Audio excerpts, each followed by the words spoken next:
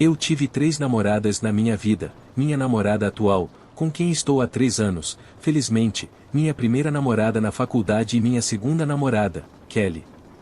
Kelly foi alguém que me causou muito sofrimento emocional e, às vezes, físico. Vou começar do início. Kelly e eu combinamos no aplicativo de namoro e, ao descobrirmos que frequentávamos a mesma faculdade, baseamos nossa conversa nisso e em pessoas que talvez conhecêssemos em comum. Depois de nos vermos por cerca de 1 mês, oficializamos o relacionamento e namoramos por cerca de 6 meses. No início, tudo parecia ótimo, nos dávamos bem, mas a ilusão de sermos um casal feliz desapareceu após alguns meses, quando Kelly começou a se tornar muito controladora e obcecada em saber o que eu estava fazendo o tempo todo. Conforme o relacionamento progredia, percebi que ela não tinha muitos amigos, talvez 1 ou 2, no máximo.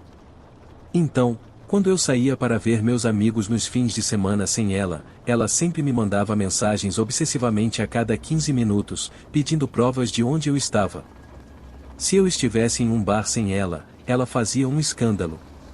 Ela me obrigava a compartilhar minha localização com ela. Depois de 4 ou 5 meses de namoro, chegou ao ponto em que eu não conseguia mais lidar com isso. Ela tinha tempo demais para se preocupar com o que eu estava fazendo, e eu não podia nem ver meus amigos sem ser constantemente atacado e interrogado por ela. Mas em uma noite, as coisas escalaram muito pior do que nunca. Eu acabei em um bar muito bêbado com um grupo de amigos que estavam bebendo.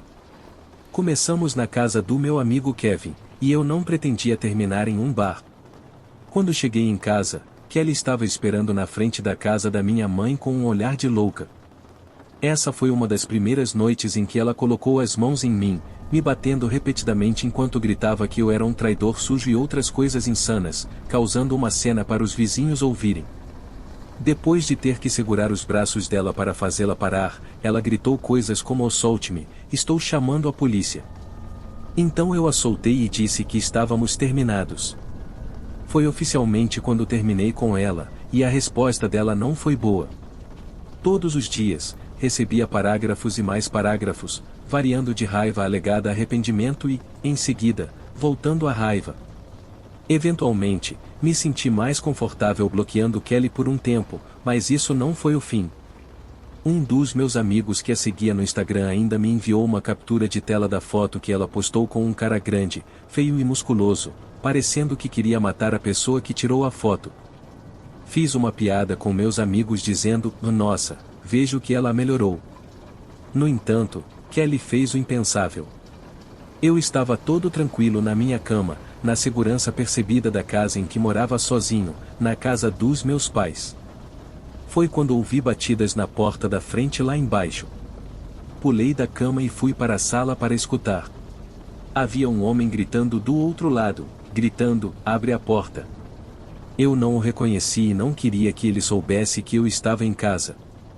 Então, algum número desconhecido começou a ligar para o meu telefone, e quando eu não atendi, recebi uma mensagem ameaçadora dizendo que me mataria se eu não abrisse a porta antes que ele quebrasse a janela. Eu ignorei essas mensagens e liguei para o 190, número de emergência, para chamar a polícia. Ouvi vidro quebrando do lado de fora e olhei pela janela, e vi um cara enorme e barbudo bem ao lado do meu carro, quebrando as janelas. Reconheci o cara da foto que Kelly postou. Enquanto conversava com a polícia, expliquei que minha ex-namorada maluca enviou o atual namorado dela até minha casa para me ameaçar e ele estava danificando meu carro. Respondi a várias perguntas enquanto a polícia estava a caminho. Enquanto isso, o homem continuava gritando do lado de fora e batendo na minha porta, além de enviar mensagens ameaçadoras. A polícia chegou surpreendentemente rápido, para o meu alívio, e eles pegaram o cara ainda na frente da minha casa. Eles o viram saindo da escada da frente assim que viram o carro da polícia se aproximando. Eu saí imediatamente e mostrei aos policiais meu carro, as mensagens e contei sobre a situação entre eu e Kelly. Um dos policiais disse que eu tinha um bom caso de assédio e que deveria pedir uma ordem de restrição imediatamente. Ele me orientou a ir à delegacia no dia seguinte, o que eu fiz. Mas também desbloqueei Kelly e perguntei o que ela havia dito a seu namorado e por quê. Ela respondeu dizendo que não tinha ideia do que eu estava falando. Então, enviei um longo texto dando minha opinião, basicamente contando sobre a ordem de restrição que eu iria pedir e dizendo a ela para procurar ajuda. Nunca mais ouvi falar dela, nem do ex-namorado dela que era agressivo. Segundo meu amigo, ela deletou a foto com ele literalmente no dia seguinte após o que aconteceu. Atualmente, tem uma ordem de restrição contra ela e o ex-namorado dela. Tenha cuidado com quem você decide namorar, há muita loucura por aí. Eu namorei meu ex por 2 anos, foi um relacionamento tóxico e abusivo. Eu suportei muito sofrimento físico por causa dele, mas sempre tive medo de deixá-lo. Eu moro com minha mãe solteira em uma parte difícil da cidade, o lugar onde passei toda a minha infância sendo uma menina andando sozinha à noite, o que pode ser perigoso. Isso foi parte do motivo pelo qual fiquei com ele por tanto tempo, pois ele era um cara grande e eu sentia uma sensação de proteção com ele quando ele não me fazia sentir medo ele mesmo. No entanto, uma grande razão para eu ter ficado com ele até o final foi porque eu tinha medo de como ele reagiria se eu terminasse com ele. Minha mãe sempre odiou ele, ela sabia que ele não era bom para mim, infelizmente, demorei tanto tempo para romper os laços com ele. Eu terminei com ele através de mensagem de texto um dia, pois sabia que se fizesse isso pessoalmente, ele me bateria ou enlouqueceria. Ele não aceitou bem a notícia e tentou me ligar várias vezes. Eu não atendi porque estava com medo. Depois de algumas tentativas, ele começou a digitar uma mensagem longa me xingando, muitas palavras em letras maiúsculas. Eu respondi que poderíamos conversar sobre isso por telefone no dia seguinte, quando ele estivesse mais calmo. Claro que ele enviou outro texto, mas não o li imediatamente, pois estava prestes a chorar e não queria lidar com isso naquele momento. Minha mãe estava trabalhando no seu segundo emprego naquela noite e só chegaria em casa por volta das 2 da manhã. Eu tinha aula no dia seguinte, então fui dormir cedo, por volta das 10 horas. No entanto, cair no sono foi difícil com minha mente acelerada. Eventualmente, consegui dormir, mas acordei no meio da noite com um barulho do lado de fora do meu quarto. Olhei no relógio e era por volta de 1 hora da manhã. Não era incomum acordar com minha mãe chegando tarde em casa depois do trabalho, mas fiquei surpresa porque ela estava em casa relativamente cedo naquela noite. Sentei na cama e vi algo sentado na beirada, percebi que era meu gato. Saí do quarto e chamei o nome da minha mãe, todas as luzes estavam apagadas. Eu tinha certeza de que ouvia algo na sala de estar. Acendi as luzes da sala, mas não havia ninguém lá. Fui até a porta da frente para verificar se estava trancada, e estava. Olhei pela janela para a entrada e o carro da minha mãe não estava lá, então pensei que talvez estivesse apenas ouvindo coisas. Voltei para o meu quarto e fechei a porta.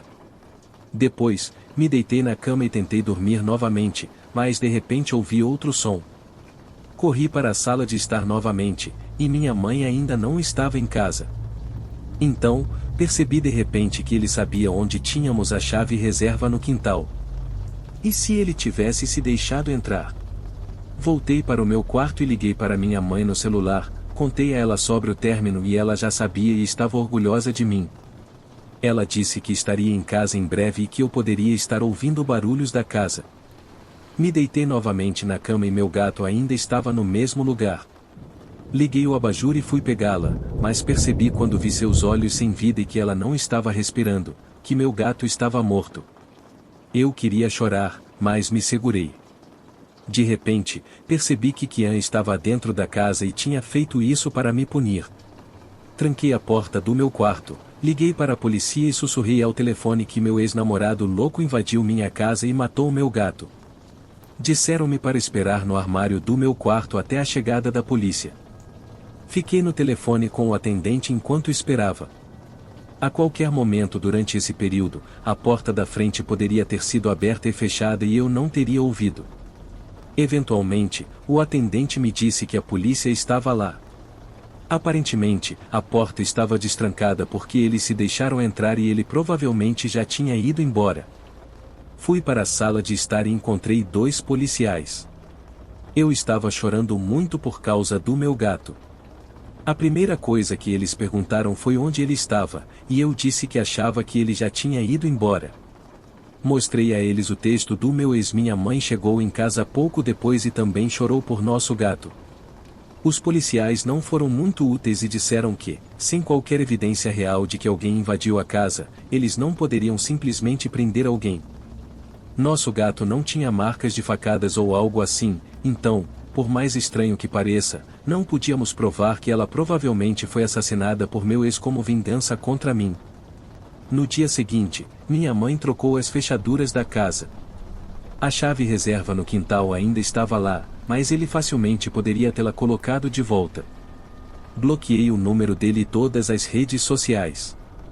Todas as evidências apontavam para ele como responsável, então minha mãe e eu passamos pelo processo de obter uma ordem de restrição contra ele, e o juiz nos concedeu uma temporária até a data do tribunal.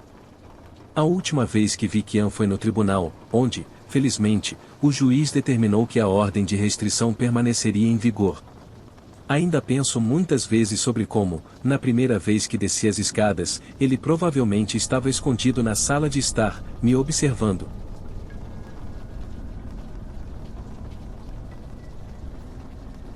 Quando eu estava no ensino médio, nossos encontros geralmente consistiam em sair para comer, dar uma volta de carro ou ficar na casa dele, já que meus pais estavam sempre em casa e tornavam tudo estranho caso quiséssemos fazer algo. A melhor maneira de descrever o Mike é que ele era um pouco explosivo, era grande para um jovem de 17 anos, por isso jogava futebol, mas ele não ficava com os atletas populares, preferia andar mais com uma galera mais descolada e comum, pelo menos foi o que ele me disse. Eu não estudava na mesma escola que ele, então eu não sabia com quem ele andava. De qualquer forma, algo não parecia certo quando eu disse que queria dar um tempo. Ele se recusou a aceitar que eu estava falando sério e exigiu saber o que ele tinha feito. Quando eu disse que era apenas que eu sentia que a conexão não estava mais lá, ele ficou tão furioso que socou o painel do carro, deixando uma grande marca. Ele começou a gritar e me assustou, então eu estava prestes a sair do carro, mas ele me impediu, colocou a mão no meu ombro e disse que podíamos conversar quando eu me acalmasse. Nunca o tinha visto assim antes, mas ele estava mostrando um lado louco de si mesmo. Eu saí do carro quando ele parou em uma rua tranquila. Ele gritou para eu voltar, mas eu não o fiz. Minha mãe veio me buscar.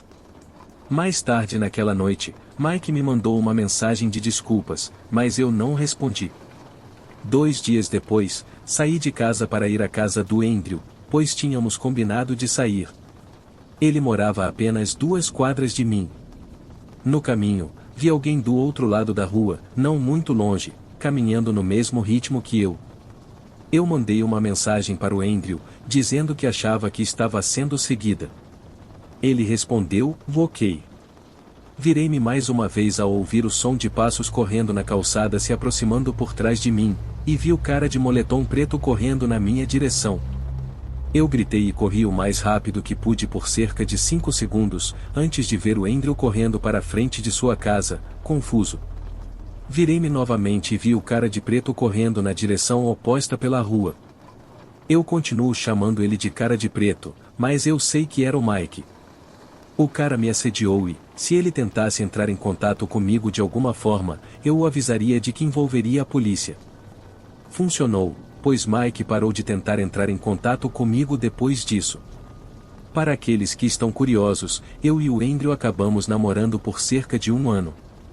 Meu relacionamento com o Mike foi uma lição precoce na minha vida para ficar atenta a sinais de alerta.